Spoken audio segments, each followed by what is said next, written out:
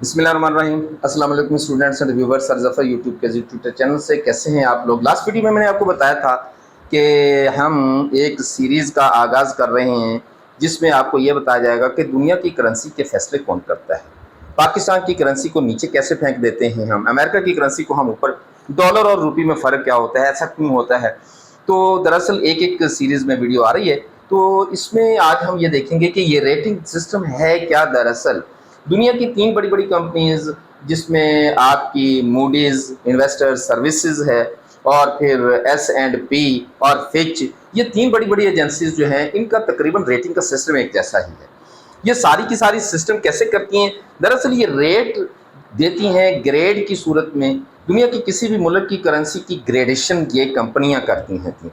याद रहे कि ये तीनों कंपनियां प्राइवेट ओनरशिप की हैं। मैं बार बार ये कह रहा हूँ कि यूएनओ का इदारा नहीं। बहुत सारे लोग ये समझते हैं कि शायद ये जो रेटिंग एजेंसीज हैं ये यूएनओ का या वर्ल्ड बैंक का या IMF का कोई इदारा होगा। नहीं, ऐसा नहीं है। तीनों कंपनीज प्राइवेट ओनरशिप पर चल रही हैं, वो कि इनका होल्ड इतना ज़्यादा है कि IMF और वर्ल्ड बैंक भी इसकी बात को इनकार नहीं कर सकते। कैसे रेटिंग है? दरअसल ये नंबर देते हैं, सबसे टॉप पर होता है AAA। अब इसका मतलब क्या होता है, मैं एक सादा तरीके से आपको समझाना चाहता हूँ। जैसे कि स्टूडेंट आप जब इम्तहान दे रहे होते हैं तो आप जानते हैं कि अगर आपके नंबर जो हैं वो मिसाल के तौर पर 60% नंबर हैं तो हम कहते हैं कि ये स्टूडेंट जो है ग्रेड B में है। अगर हम इससे नीचे चले जाएं, स्टूडेंट 50% नंबर हासिल कर लेता है तो हम कहते हैं C में। अगर हम ऊपर चले जाएं तो हम कहते हैं A में है, और ऊपर चले जाएं तो हम कहते हैं A+ में है, और ऊपर चले जाएं तो हम कहते हैं A++ में है। और अगर C से नीचे चले जाएं, यानी कि अगर आप फर्ज करें 30% है तो आप D में या F में चले जाते हैं। तो जैसे जैसे आपकी ग्रेडेशन ऊपर चलती जाएगी, आपका जो इम्तहान देने के बाद सिस्टम है वो आपकी ग्रेडेशन से जाहिर होता है कि भाई आप कितने काबिल हैं। जितने ज़्यादा ग्रेड होगा आप उतने ज़्यादा इम्तहान में कारकर्दगी अच्छी दिखाई आपने।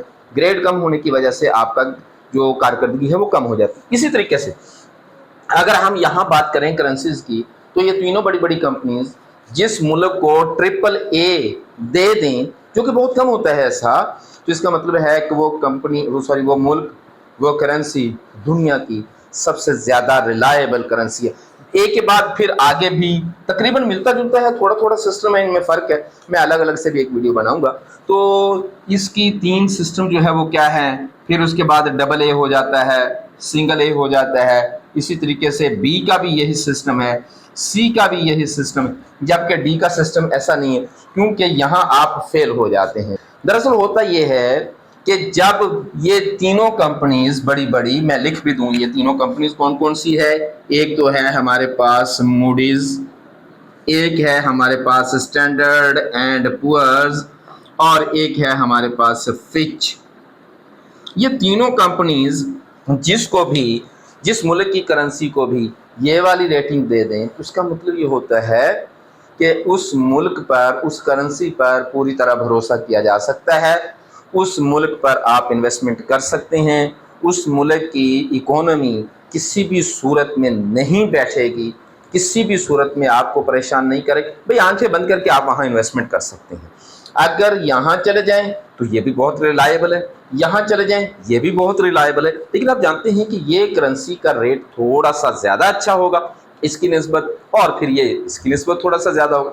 अगर कैटेगरी B में चले जाएं तो इसका मतलब ये हुआ कि यहाँ तो जो मुल्क आ जाए तो वो किसी भी सूरत में उसकी टेंशन है ही नहीं हमें।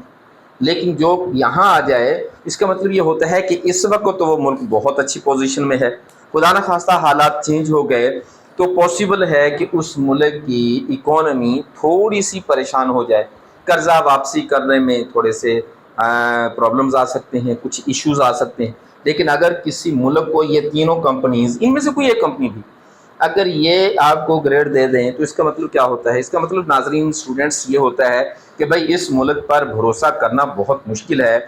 इस वक्त भी इसके हालात ख़राब हैं। गो कि ये मुल्क दिवालिया तो नहीं हुआ लेकिन दिवालिया होने के बिल्कुल करीब है। थोड़ा सा झटका लगा तो ये मुल्क दिवालिया हो जाएगा। यहाँ ये कमज़ोर तरीन कैटेगरी है C की, थोड़ी सी बेहतर है, थोड़ी सी बेहतर है।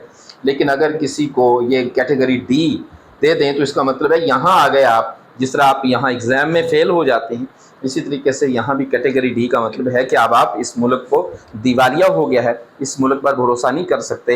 हाल ही में पिछले चंद महीनों पहले श्रीलंका के साथ ये प्रॉब्लम पेश आया कि उसको कैटेगरी डी करार देते हुए दिवालिया या बैंकरप्ट करार दे दिया गया था। तो बहरहाल अब वो निकल आया है इस क्राइसिस से, तो थोड़ा सा आगे चले गए। इस वक्त पाकिस्तान की जो रेटिंग कहाँ है, इस पर अलग से एक वीडियो बनाऊंगा।